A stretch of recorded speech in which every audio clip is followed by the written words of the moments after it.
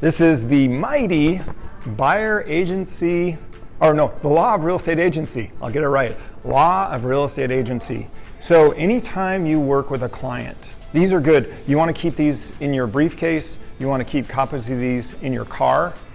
Anytime you encounter a possible client for the very first time, working with a buyer, working with a seller, you want to make sure they get a copy of this.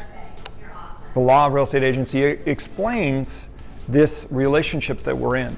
We're now in a relationship. I'm an agent on your behalf in the purchase or sale of a home. I'll be preparing legal documents, purchase and sale agreement, legal contract, and I'm authorized to represent you. So in that authorization and representation, there are different laws that the state of Washington have given definition to on how does that relationship work. How does that relationship work? My relationship as an agent to you as a client, you as a client to me. Things like, what does a buyer's agent do? What does a seller's agent do? A listing agent. What happens in the event of dual agency? How do I get paid? Things of that nature.